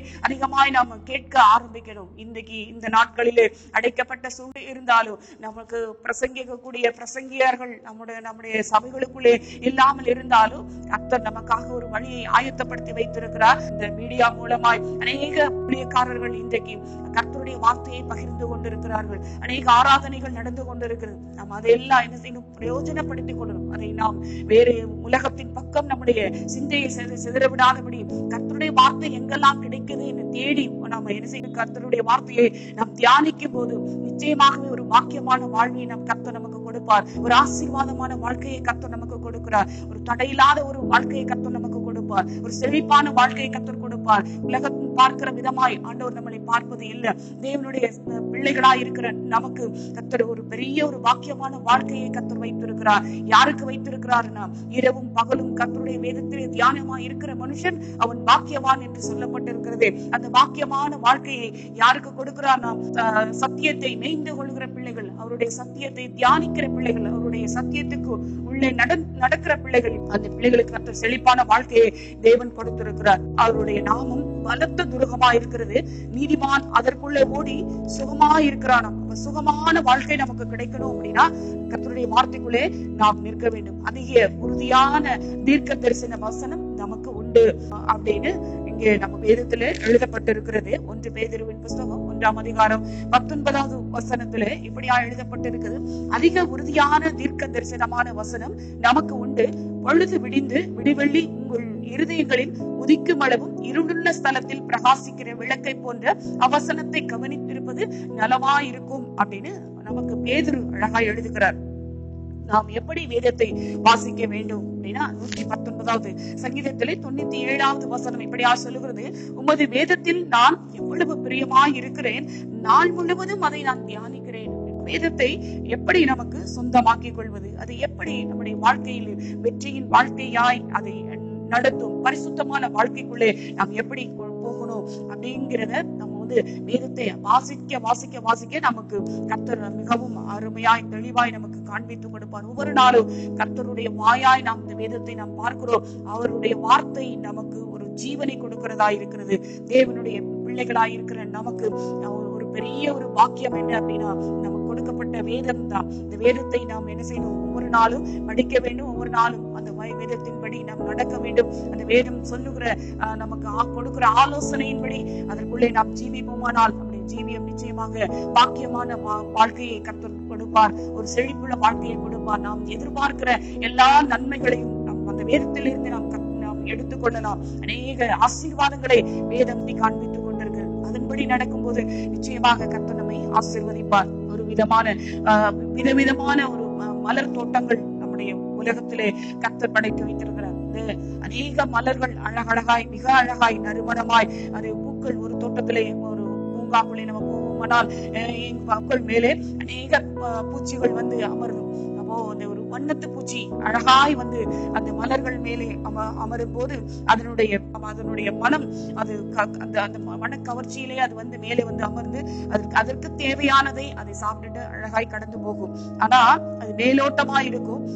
அதே மாதிரி ஒரு சிறுமி அந்த இடத்துல வரும்போது அந்த சிறுமி என்ன செய்வா, அந்த பூக்களை எல்லாம் மிகவும் அழகா இருக்குன்னு சொல்லி எல்லாத்தையும் ரசிச்சு பார்ப்பா.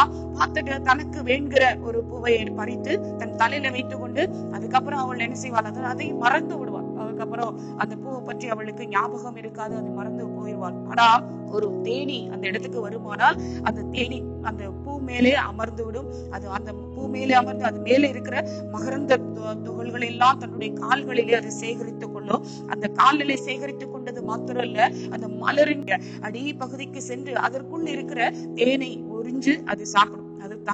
அதுவும் சாப்பிட்டு தன்னுடைய குஞ்சுகளுக்கும் அதை என்ன செய்யும், தன்னுடைய கூட்டுக்கு அழகா எடுத்து கொண்டு போய் அதை கொண்டு போய் சேர்க்குமா. இப்போ இந்த வண்ணத்து பூச்சி போல நாம மேலோட்டமா இருக்கிறோமா, இல்ல இந்த சிறுமியை போல நாம ஒரு அதை கர்த்தருடைய வார்த்தையை ஏற்றுக்கொண்டு அப்படியே நாம் மறந்து விடுகிறோமா, இல்ல அந்த வண்ணத்தை பூச்சியை போல நாம் அந்த வார்த்தைகளை ஆழத்துக்கு சென்று அதை வார்த்தையை நாம் மேய்ந்து கொள்கிறோமா. வார்த்தைக்குள்ளே இருக்கிற சத்துவங்கள் நம்முடைய வாழ்க்கைக்கு மாத்திரமல்ல, அதை கேட்கிற மற்றவர்களுக்கும் நாம் அந்த ஆண்டவருடைய சத்தியத்தை நாம் எடுத்து சொல்லுகிறோமா என்பதை நாம சிந்தித்து பார்ப்போம். இன்றைக்கு நாம் தேனீக்களாய் இருக்கணும் அப்படின்னு ஆண்டவர் விரும்புகிறார். ஒரு சுறுசுறுப்புள்ள வாழ்க்கையை கர்த்தர் நம்மிடத்திலே எதிர்பார்க்கிறார். ஆண்டவருடைய நாமத்தை மகிமைப்படுத்துகிற பிள்ளைகளாய் நாம் இருக்கணும். கர்த்தருடைய வார்த்தையை பிரஸ்தாபப்படுத்துகிற பிள்ளைகளாய் நாம் இருக்கணும். கர்த்தர் அதற்காகத்தான் நம்மை அழைத்திருக்கிறார். யோவான் எழுதின சுவிசேஷம் 5ஆம் அதிகாரம் 39வது வசனம் இப்படியாய் சொல்லுகிறது. வேத வாக்கியங்களை எல்லாம் பார்க்கும்போது அவைகளால் உங்களுக்கு நித்திய ஜீவன் உண்டு என்று எண்ணுகிறீர்களே, என்னை குறித்து சாட்சி கொடுக்கிறவைகளும் அவைகளே அப்படி. இயேசு கிறிஸ்துவை குறித்து சாட்சி கொடுக்கிறவை அந்த வேத வாக்கியங்கள் தான். இந்த வேத வாக்கியங்களை ஆசீர்வாதங்களில் ஒன்று, நீங்கள் ஜீவனை பெற்றுக் கொள்வீர்கள், அதற்கு வேதத்தை ஆராய்ந்து பார்க்க வேண்டும். நமக்கு ஒரு ஜீவன் வேணும் அப்படின்னா வேதத்தை நாம் நன்றாய் ஆராய்ந்து பார்க்கணும், வேதத்தை நேசிக்க கற்றுக்கொள்ளணும். எஸ்ரா, தானியேல், தீமோத்தேயு இவர்கள் வேத அறிவிலே பூரண புருஷர்களாய் இருந்தார்கள். எத்தனை ஒரு எதிர்ப்புகள் மத்தியிலும் அவர்கள் கர்த்தருடைய வேதத்தை தியானிக்கிறவர்களாய் இருந்தார்கள். இஸ்ராவுலா வேதத்தை தியானிக்கிற வேத புருஷராய் இருந்தார். யோவான் எழுதின சுவிசேஷம் 12ஆம் அதிகாரம் 48வது வசனத்திலே, என்னை தள்ளி என் வார்த்தைகளை ஏற்றுக்கொள்ளுகிறவனை நியாயம் தீர்க்கிறது ஒன்று இருக்கிறது, நான் சொன்ன வசனமே அவனை கடைசியில என்ன செய்யுமா, நியாயம் தீர்க்கும் அப்படின்னு இங்கே வேதத்திலே எழுதப்பட்டிருக்கிறது. அந்த வேதம் தான் நியாயம் தீர்க்கக்கூடியதா இருக்கும். வேதத்தை நாம் எப்படி ஆராய்ந்து பார்க்கிறோம் அப்படிங்கிறதே வேதத்துக்கு அதிகமாய் நம்ம முக்கியத்துவம் கொடுப்போம். கர்த்தர் நிச்சயமாய் இந்த வேதத்தின்படி நம்மை நடத்துவார். உபாகமம் 28ஆம் அதிகாரத்துல முதல் வசனம் இப்படியாய் சொல்லுகிறது, அவர் சத்தத்துக்கு உண்மையாய் செவி கொடுப்பாயானால் கர்த்தர் பூமியில் உள்ள சகல ஜாதிகளிலும் உன்னை மேன்மையாக வைப்பார். அப்ப பூமியில் உள்ள சகல ஜாதிகளிலும் நாம் மேம்படுத்தணும் அப்படின்னா கர்த்தருடைய சத்தத்துக்கு நாம் செவி சாய்க்க வேண்டும். அவர் சொன்ன வார்த்தைகளுக்கு, நியமங்களை, கட்டளைகளை நாம் சரியாய் கை கொள்வோமானால் நிச்சயமாக அவர் சொன்ன வார்த்தையின்படியே நிச்சயமாக மேன்மைப்படுத்துவார், உயர்த்துவார், அவர் ஆசீர்வதிப்பார்.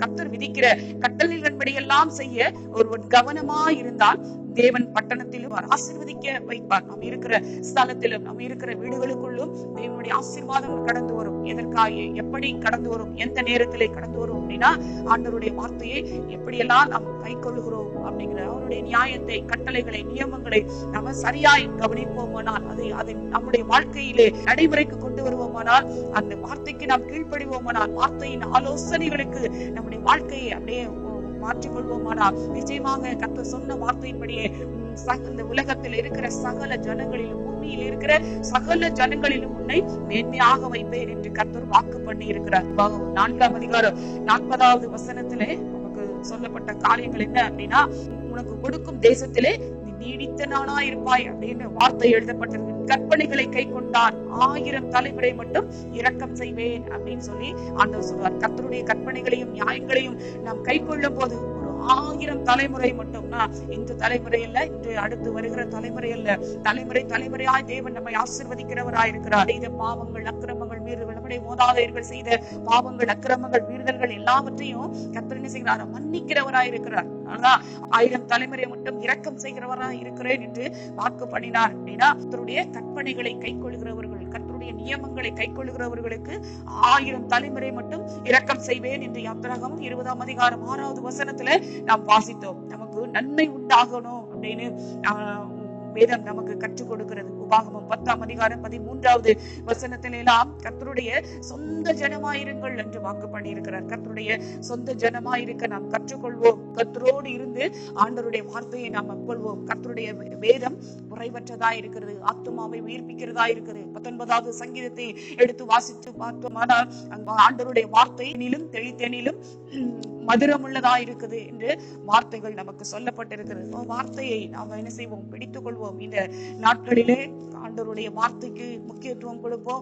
கர்த்தர் நமக்காக யுத்தம் பண்ணுகிறவராயிருக்கிறார். வார்த்தையை யாரெல்லாம் பிடித்துக் கொள்கிறோம், அந்த வார்த்தைக்குள்ளே ஆரோக்கியம் இருக்கிறது, அந்த வார்த்தைக்குள்ளே சுகம் இருக்கிறது, அந்த வார்த்தையிலே செழிப்பு இருக்கிறது. வார்த்தை நம்மை பிழைப்பூட்டுகிறதா இருக்கிறது. அவருடைய வார்த்தைகள் பொன்னிலும் மிகுந்த பசும் பொன்னிலும் விரும்பப்படத்தக்கதாய், தேனிலும் தெளித்தேனிலும் மதுரமுள்ளதாய் இருக்கிறது என்ற இந்த வார்த்தைகளை நாம் என்ன செய்வோம், நம்முடைய வாழ்க்கையிலே நாம அதை நடைமுறைக்கு கொண்டு வருவோமானால் கர்த்தருடைய வார்த்தை நிச்சயமாகவே நம்மை வழிநடத்தும். நம்முடைய வேதம் என் கால்களுக்கு தீபமும் என் பாதைக்கு வெளிச்சமுமாய் இருக்கிறது அப்படின்னு கர்த்தர் சொன்ன அந்த வார்த்தையை நாம் பிடித்துக் கொள்வோம். நம்முடைய கால்களுக்கு அதுவே தீபமாய் இருக்கிறது. நம்முடைய இருளை வெளிச்சமாக்கி கொண்டிருக்கிற அந்த வார்த்தைக்கு நாம மிகவும் முக்கியத்துவம் கொடுப்போம். வார்த்தையிலே தேவன் நம்மை நடத்தி கொண்டிருக்கிறார். இந்த நாளிலே அதிகமாய் தியானிக்க நம்மை ஒப்பு கொடுப்போம். இதுவரைக்கும் வேதம் படிக்காதவர்கள், இதுவரைக்கும் வேதத்தை கேட்காதவர்கள், இதுவரைக்கும் நான் சத்தியம் கேட்கிறதோ அதை சத்தியத்தை அசட்டியாய் நினைக்கிறவர்கள் எல்லாரும் இந்த சத்தியத்தை கேட்கிற உங்களுக்குள்ளும் கர்த்தருடைய வார்த்தையை என்ன செய்யுங்க, மறுபடியும் நான் உங்களுடைய செவியை சாய்க்க ஒப்பு கொடுங்கள். நிச்சயமாக வேதத்தின் ரகசியத்தை அறிந்திட புரிந்திட தேவன் நமக்கு உதவி செய்வார். நம்முடைய ஒவ்வொரு நாளும் வேதம் நம்மை வாழ வைத்துக் கொண்டிருக்கிறது. ஒவ்வொரு நாளும் வேதம் நமக்கு ஆசீர்வாதத்தை கொடுக்கிறது. வேதம் நமக்கு சத்துவத்தை கொடுக்கிறது, நமக்கு ஆரோக்கியத்தை கொடுக்கிறது. வேத வசனத்திலே நம்முடைய கர்த்தருடைய நாமத்தை நாம் மகிமைப்படுத்த ஒவ்வொரு நாளும் பழகிக் கொள்வோம். வேதத்தை நாம் நேசிக்க கற்றுக்கொள்வோம். வேதத்தின் மீது அன்பு செலுத்துவோம். தேவனிடத்திலே அன்பு கூறுகிறவர்களுக்கு சகலமும் நன்மைக்கு ஏதுவாகவே நடக்கிறது. இந்த நன்மைக்கு ஏதுவாக நடக்கக்கூடிய அப்படிப்பட்ட தேவனிடத்திலே நாம் அன்பு கூறணும் அப்படின்னா வேதத்தை அதிகமாய் நாம நேசிக்கணும். நேசிக்கும் போது தேவன் நிச்சயமாக அவருடைய அன்பு நம்ம மேலே இருக்கும். நம்ம எல்லாரும் அப்படியே கண்களை மூடி நம்ம எல்லாரும் ஜெபிக்கலாம். ஹல்லேலூயா, ஸ்தோத்திரம். கர்த்தாவே, நன்றியோடு துதிக்கிறோம், ஸ்தோத்திரிக்கிறோம், நன்றி செலுத்துகிறோம் ஆண்டவரே. இந்த நேரத்திலே இந்த சத்தியத்தை கேட்ட ஒரு பிள்ளைகளுக்காக ஜெபிக்கிறப்பா.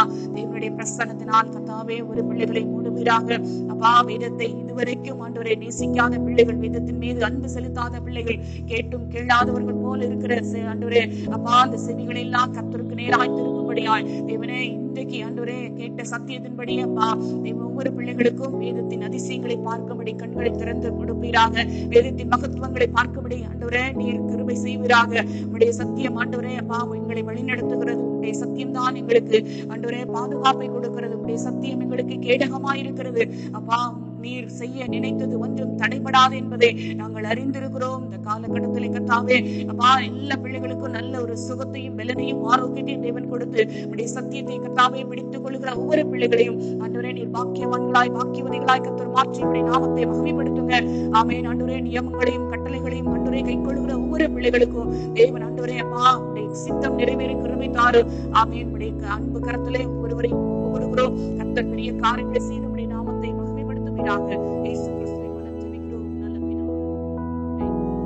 என் ஆத்துமாவே கர்த்தரை ஸ்தோத்திரி, என் முழு உள்ளமே அவருடைய பரிசுத்த நாமத்தை ஸ்தோத்திரி.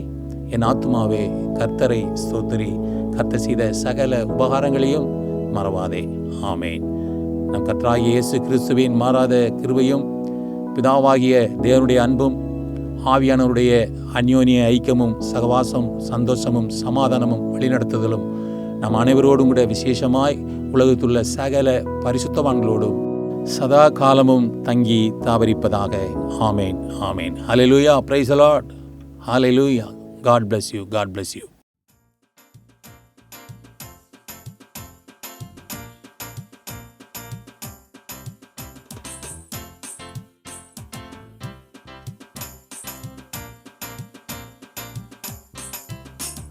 என் நம்பிக்கையே உமக்கு ஸ்தோத்திரம், என் புகலிடமே உமக்கு ஸ்தோத்திரம்.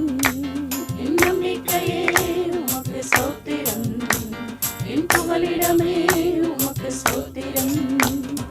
உம்மைத்தான் நான் நம்பியிருக்கேன், அற்புதங்கள் எனக்கு செய்யுங்கப்பா. உம்மைத்தான் நான் நம்பியிருக்கேன், அற்புதங்கள் எனக்கு செய்யுங்கப்பா. என் நம்பிக்கையே உமக்கு ஸ்தோத்திரம், என் புகலிடமே உமக்கு ஸ்தோத்திரம். என் நம்பிக்கையே உமக்கு ஸ்தோத்திரம், என் புகலிடமே உமக்கு ஸ்தோத்திரம்.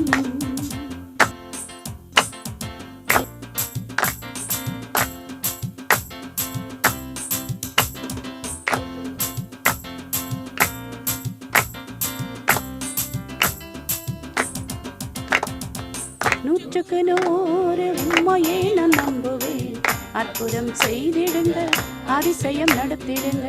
நூற்றுக்கு நூறு உண்மையே நான் நம்புவேன், அற்புதம் செய்திடுங்க, அதிசயம் நடத்திடுங்க. மனிதர்கள் முன்பாக தலை குனிந்து போகாமல் உதவி செய்திடுங்க, உயர்த்தி வச்சிடுங்க. மனிதர்கள் முன்பாக தலை குனிந்து போகாமல் உதவி செய்திடுங்க, உயர்த்தி வச்சிடுங்க. உம்மைத்தான் நான் நம்பியிருக்கேன், அற்புதங்கள் எனக்கு செய்யுங்கப்பா. உம்மைத்தான் நான் நம்பியிருக்கேன், அற்புதங்கள் எனக்கு செய்யுங்கப்பா. என் நம்பிக்கையே உமக்கு ஸ்தோத்திரம், என் புகலிடமே உமக்கு ஸ்தோத்திரம். என் நம்பிக்கையே உமக்கு ஸ்தோத்திரம், என் புகலிடமே உமக்கு ஸ்தோத்திரம்.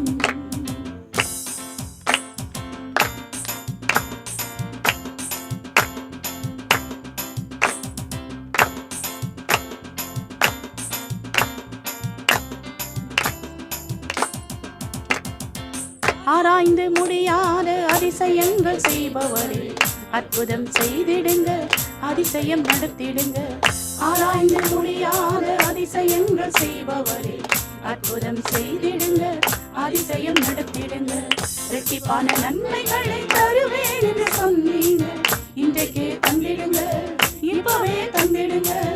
இரட்டிப்பான நன்மைகளை தருவேன் என்று சொன்னீங்க, இன்றைக்கே தந்திடுங்க, இப்பவே தந்திடுங்க. உம்மைத்தான் நான் நம்பி இருக்கேன், அற்புதங்கள் எனக்கு செய்யுங்கப்பா.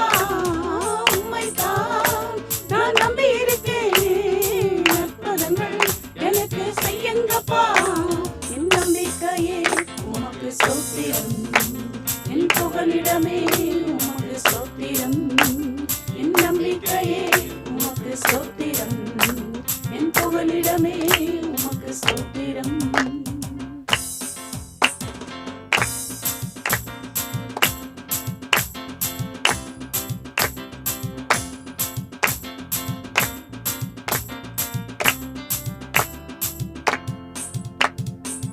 உம்மை அல்லாமல் யார் என்னை உயர்த்தக்கூடும்? அற்புதம் செய்திடுங்க, அதிசயம் நடத்திடுங்க. உம்மை அல்லாமல் யார் என்னை உயர்த்தக்கூடும்? அற்புதம் செய்திடுங்க, அதிசயம் நடத்திடுங்க. ஐஸ்வர்யம் கனமுமே உம்மாலே தான் வருகிறது, ஆளுகை செய்யுங்கப்பா, மேன்மை படுத்துங்கப்பா. ஐஸ்வர்யம் கனமுமே உம்மாலே தான் வருகிறது, ஆளுகை செய்யுங்கப்பா, மேன்மை படுத்துங்கப்பா. உம்மைத்தான் நான் நம்பி இருக்கேன், அற்புதங்கள் எனக்கு செய்யுங்கப்பா. உம்மைத்தான் நான் நம்பி இருக்கேன், அற்புதங்கள் எனக்கு செய்யுங்கப்பா. என் நம்பிக்கையே உமக்கு ஸ்தோத்திரம், என் புகலிடமே உமக்கு ஸ்தோத்திரம். என் நம்பிக்கையே உமக்கு ஸ்தோத்திரம், என் புகலிடமே உமக்கு ஸ்தோத்திரம்.